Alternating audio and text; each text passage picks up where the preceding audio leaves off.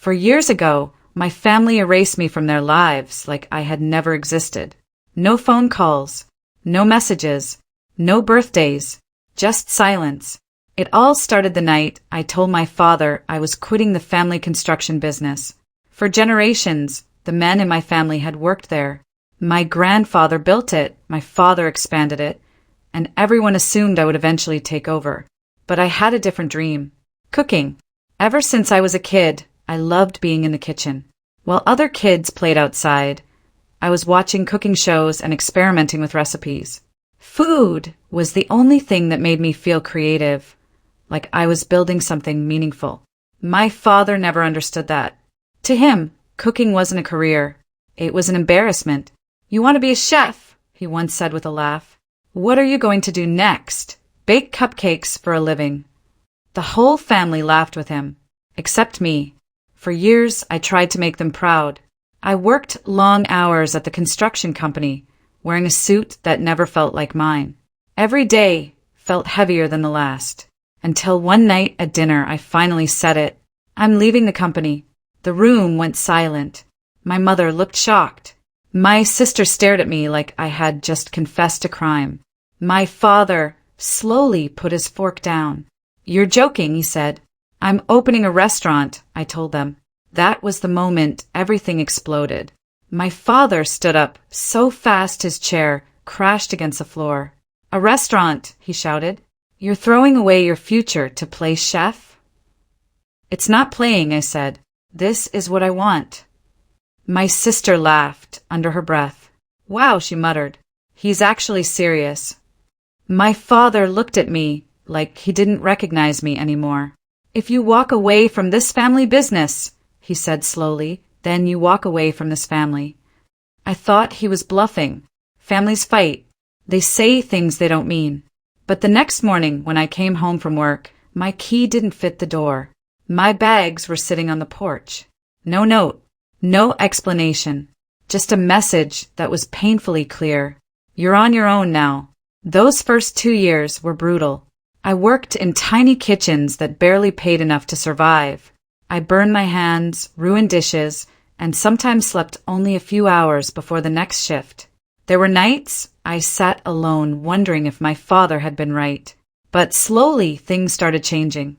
I saved every dollar I could. And eventually, after years of struggle, I opened a small restaurant of my own. It wasn't big, but it was mine. For the first time in my life, I felt like I was exactly where I was meant to be. Then one night, during the busiest dinner rush we'd ever had, my hostess walked up to me, looking nervous. "There's a large group at the entrance," she said. "How large?" I asked. She hesitated. "About 20 people." I sighed. "Tell them we're fully booked." She shifted uncomfortably. "They said they know you." Something in my chest tightened. I wiped my hands on a towel and walked toward the entrance. And the moment I saw them standing there, my heart stopped, because the people waiting at the door were the same ones who had erased me 4 years ago. For a moment, I just stood there staring at them. My father, my mother, my sister, and behind them, a crowd of relatives I hadn't seen in 4 years. They looked completely comfortable standing inside my restaurant, like nothing had ever happened. My sister noticed me first. "Well, look who finally showed up," she said with a smirk. My father turned around and his eyes landed on me. For a second, his expression looked almost surprised, but it quickly turned into the same cold confidence I remembered. "So," he said, glancing around the restaurant, "this is the place." I didn't answer. The dining room was full. Plates clinking, people talking, waiters rushing between tables. But around the entrance, everything suddenly felt quiet. My father nodded slowly, inspecting the decor like he was judging a house he might buy. "Not bad," he admitted. My mother stepped forward with an awkward smile. "It's been a long time," she said softly. "For years. 4 years without a single call. And now," she was acting like we had just missed a weekend dinner. Before I could respond, my father cleared his throat. "We're here for a celebration," he announced. "Your cousin just got engaged." Behind him, the group shifted excitedly, some of them already looking around for empty seats. Then he looked back at me. "We'll need 15 tables," he said casually. I blinked. 15? "Yes," he replied impatiently. "For the whole family."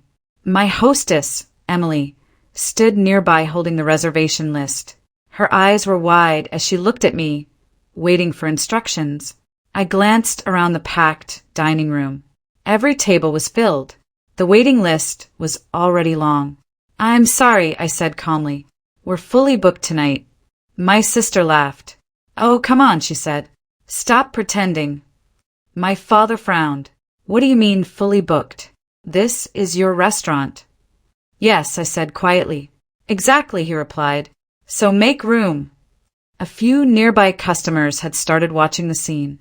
I kept my voice steady. "We don't remove reservations." My father's expression hardened. Then he stepped closer and lowered his voice. "Don't embarrass the family," he warned. The irony of that sentence almost made me laugh. For 4 years, I hadn't existed to them, but now suddenly, I was responsible for protecting the family's reputation. I looked at the group behind him again. None of them said a word. Not one of them had defended me the night I was thrown out. Finally, my father crossed his arms. "So what are you saying?" he asked coldly. I met his eyes. "I'm saying," I replied calmly, "that if you want 15 tables tonight." The entire group leaned forward, waiting. "You'll have to reserve them like everyone else." The silence that followed was deafening, and the look on my father's face told me he had never expected to hear those words from me. For a few seconds, my father just stared at me, like he couldn't believe what he had just heard. Then his face slowly turned red. "Excuse me," he said sharply. "You heard me," I replied calmly. "If you want 15 tables, you'll have to reserve them like everyone else." Behind him, the relatives started whispering to each other. Some looked uncomfortable, others looked annoyed. My sister scoffed. "Oh my God," she said. "You're really doing this right now?" I looked straight at her. "You mean treating you like customers?" My father stepped closer, his voice low and angry. "Don't forget who raised you," he said. The words hung in the air for a moment. Then I nodded slowly. "You're right," I said. For a second, his expression relaxed, like he thought I was backing down. But then I continued. "And the night you threw me out, you made it very clear that I wasn't your son anymore." The room had gone completely silent. Even the nearby diners were watching now. My father opened his mouth, but no words came out. For the first time in my life, he looked unsure. I gestured toward the hostess stand. "The waiting list is about 2 hours," I said calmly. "If you'd like, Emily can add your name." My sister shook her head in disbelief. "This is unbelievable." Maybe it was. For years ago, I would have done anything to earn their approval. Tonight, I didn't need it. My father looked around the busy restaurant one more time. Every table was full. People laughing, enjoying food, celebrating. A life I had built without them. Finally, he turned back to me. For a brief moment, I thought he might apologize. Instead, he just said one bitter sentence. "You've changed." I met his gaze without hesitation. "No," I said quietly. I finally stopped trying to belong to people who already decided I didn't. Then I turned and walked back toward the kitchen. Behind me, I heard chairs moving and angry whispers as the entire group slowly headed toward the door.